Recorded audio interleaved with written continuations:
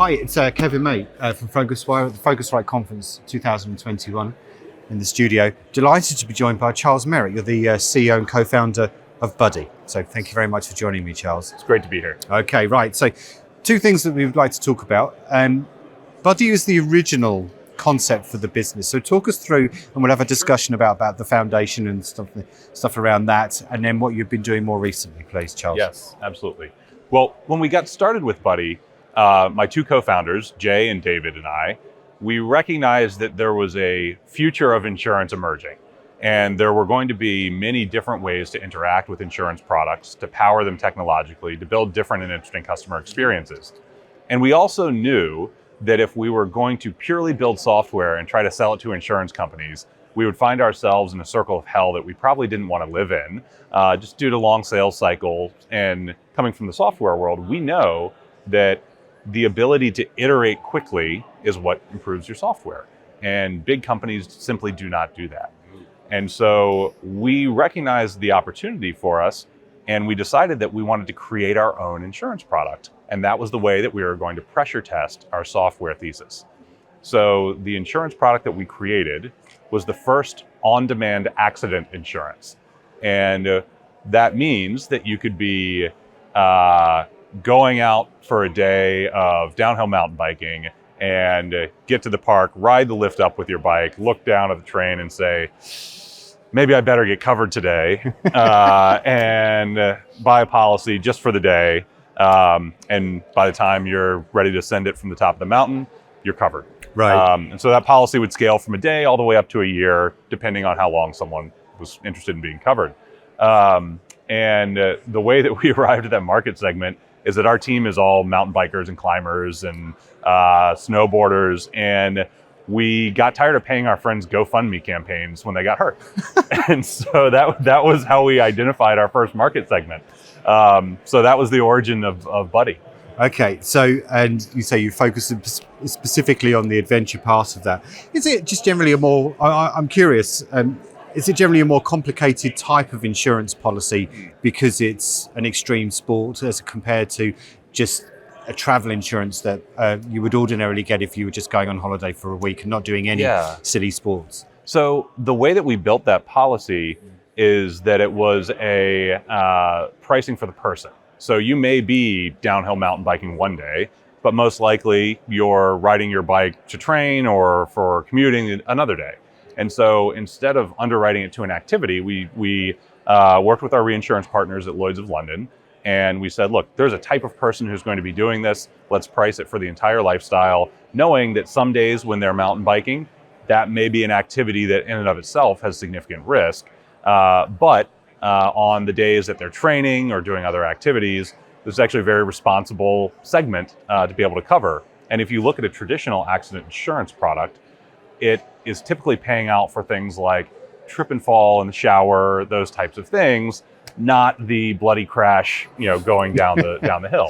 Right. And so doing a little bit of magic with some data sets that we acquired on injury and hospital admittance and sports participation, we were able to build the product in a way that it was absolutely feasible to take to market. Okay, so you said that was almost like a test bed for what you're doing now. Which is it's an interesting thing in and of itself as a startup, isn't it? I mean, some brands do that, but why did you take that route? Yeah, well, in our strategy, we didn't set out knowing what the destination was. So we knew that there were going to be new types of interactions, product models, and distribution emerging quickly. And we wanted to have the experience of people who are running that product, running the commerce, having to rely on our own technology to bring something to market to an end consumer.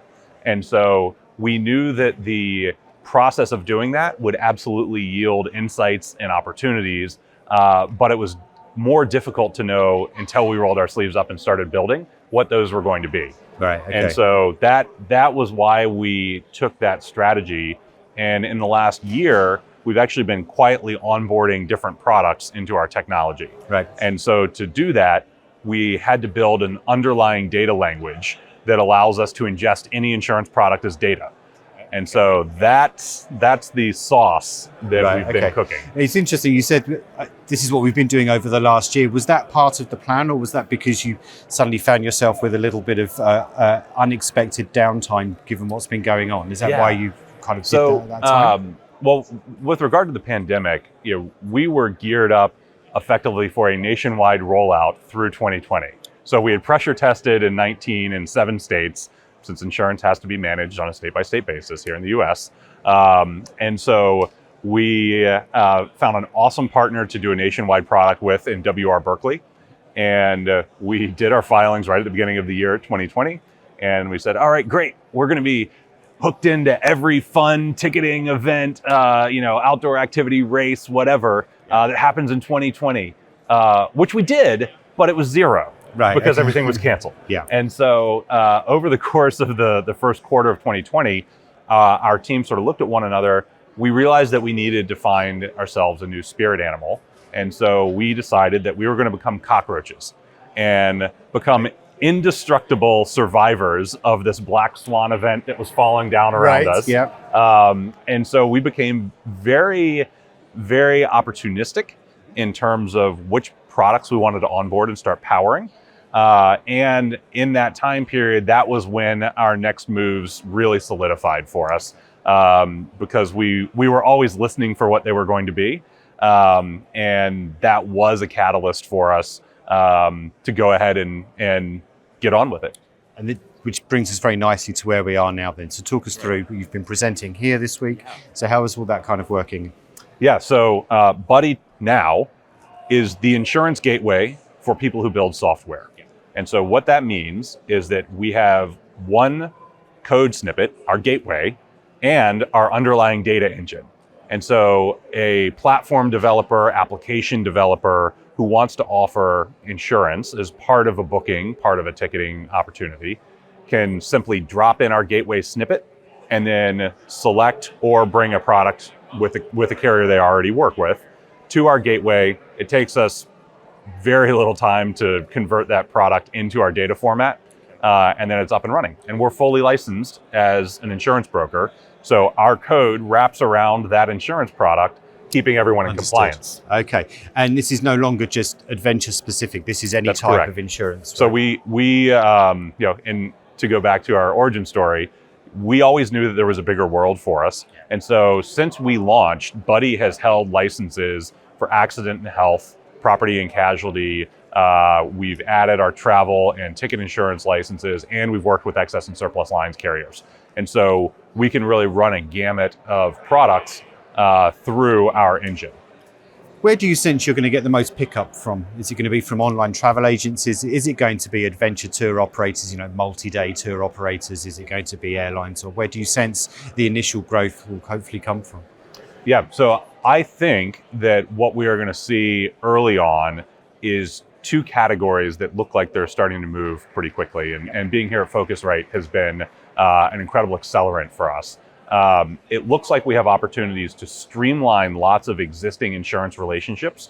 And so that looks like platforms who may work with multiple insurance products on booking engines who may have products from an Allianz, and they may have a product from Aon, and they may work with the folks over at Battleface, who are a fantastic insurtech startup. We can consolidate all of that into our gateway, so the platform only has to work with one set of code to manage all of those products. And so we're seeing that kind of efficiency as one place that we're starting to accelerate very quickly. The other place is for a lot of the innovators in the industry who are just getting up and running, who may be offering a ticketing or booking opportunity through their application.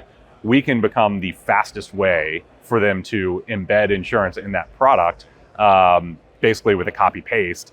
And then they can go back to building their core product with a travel insurance or other appropriate insurance product riding just in that transaction flow the way that we've all come to be accustomed to. And just lastly then, Charles, on the transaction flow, I mean, it's such an important conversation with any kind of thing that you're selling in travel. Is like, at what point do you sell the add-on?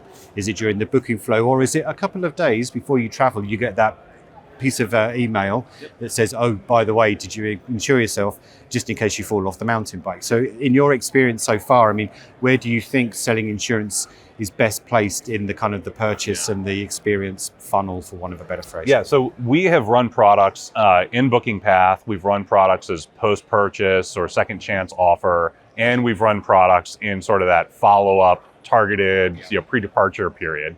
And without a doubt, we find that being in the Booking Path is what converts. And I don't think anyone will be shocked by that. Right, okay. Charles Merritt, thank you very much for joining us. Thank you for having me. Cheers.